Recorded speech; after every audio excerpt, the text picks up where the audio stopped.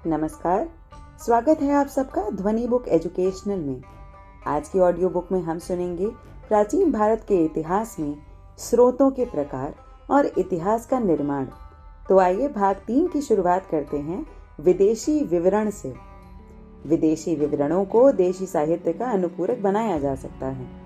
पर्यटक बनकर या भारतीय धर्म को अपनाकर अनेक यूनानी, रोमन और चीनी यात्री भारत आए और अपनी आंखों देखे भारत के विवरण लिख छोड़े। ध्यान देने योग्य बात यह है कि भारतीय स्रोतों में सिकंदर के हमले की कोई जानकारी नहीं मिलती। उसके भारतीय कारनामों के इतिहास के पुनर्निर्माण के लिए हमें पूर्णतः यूनानी स्रोतों पर आश्रित रहना पड़ता है। यूनानी लेखकों ने 326 ईसा पूर्व में भारत पर हमला करने वाले सिकंदर महान के समकालीन के रूप में सैंड्रोकोटस के नाम का उल्लेख किया है। यह सिद्ध किया गया है कि यूनानी विवरणों का यह सैंड्रोकोटस और चंद्रगुप्त मौर्य, जिनके राज्यारोहण की तिथि 322 ईसा पूर्व निर्धारित की गई है, ये एक ही व्यक्ति थे। यह पहचान प्राचीन भारत के तिथि क्रम के लिए सुदृढ़ आधारशिला बन गई। चंद्रगुप्त मौर्य के दरबार में दूत बनकर आए मेगास्थनीज की इंडिका उन उद्धरणों के रूप में ही सुरक्षित है जो अनेक प्रख्यात लेखकों की रचनाओं में आए हैं।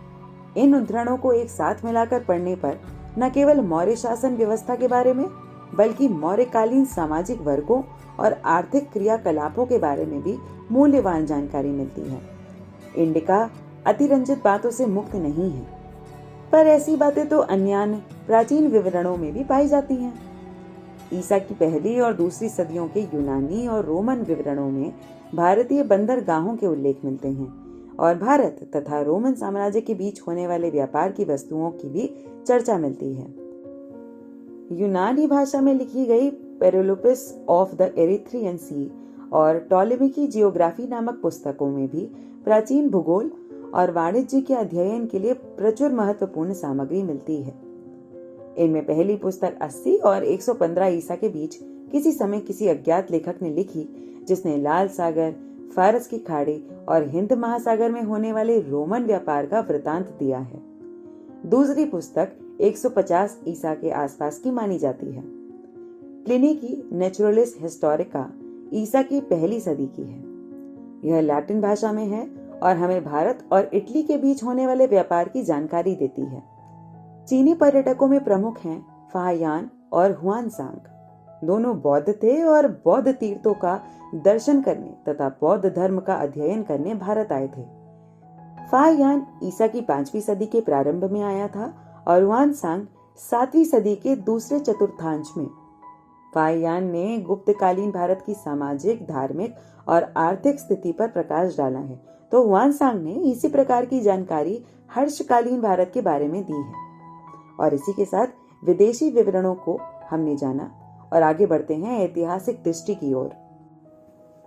प्राचीन भारतीयों पर आरोप लगाया गया है कि उनमें ऐतिहासिक दृष्टि का अभाव था। यह तो स्पष्ट है कि उन्होंने वैसा इतिहास नहीं लिखा जैसा आजकल लिखा जाता है और न वैसा लिखा जैसे यूनानियों ने लिखा है। फिर भी हमें पुराणों में एक प्रकार का इतिहास अवश्य मिलता है। पुराणों की संख्या 18 है।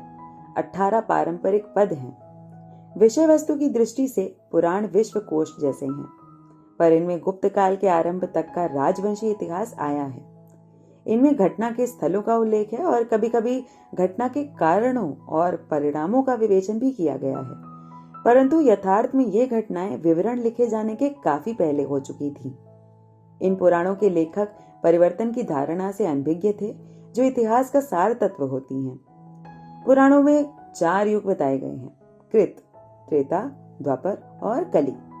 इनमें हर युग अपने पिछले युग से घटिया बताया गया है और कहा गया है कि एक युग के बाद जब दूसरा युग आरंभ होता है, तब नैतिक मूल्यों और सामाजिक मानदंडों का अधपतन होता है। काल और स्थान, जो इतिहास के महत्वपूर्ण तत्व हैं, उनका महत्व इनमें बताया गया है।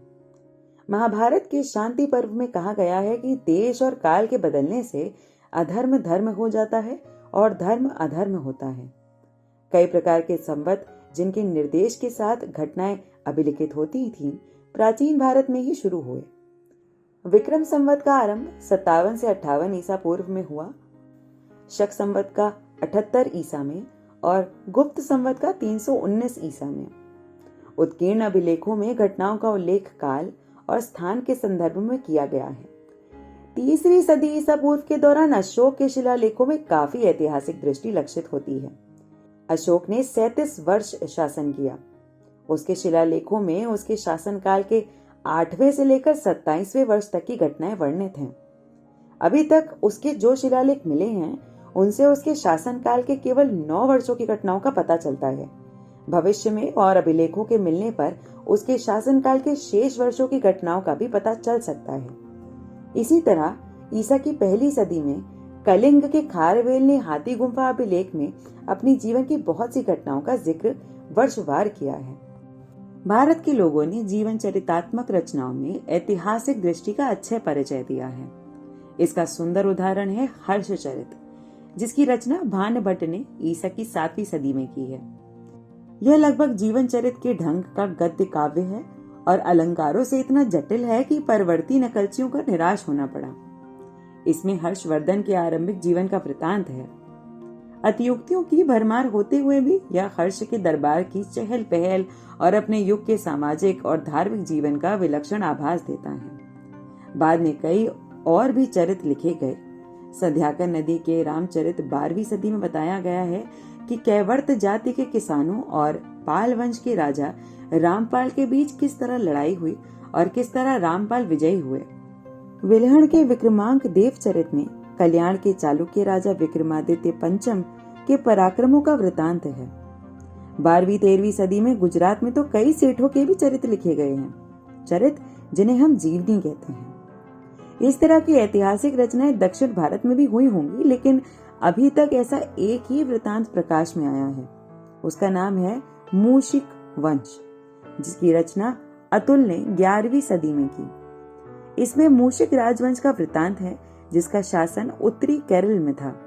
परंतु आरंभिक ऐतिहासिक लेखन का सबसे अच्छा उदाहरण है राजतरंगिणी, जिसका मतलब है राजाओं की धारा, जिसकी रचना कलहड़ ने 12वीं शताब्दी में की। यह कश्मीर के राजाओं के चरित्रों का संग्रह है। दरअसल यह पहली कृति है जिसमें आज के अर्थ में इतिहास के बहुत कुछ लक्षण विद्यमान हैं। तो इसी के साथ खत्म होती है हमारी इस ऑडियो लेक्चर में ऐतिहासिक दृष्टि। तो इसी के साथ हमने इस ऑडियो बुक में जाना विदेशी विवरण और ऐतिहासिक दृष्टि। आगे की कहानी अगले भाग में। धन्यवाद।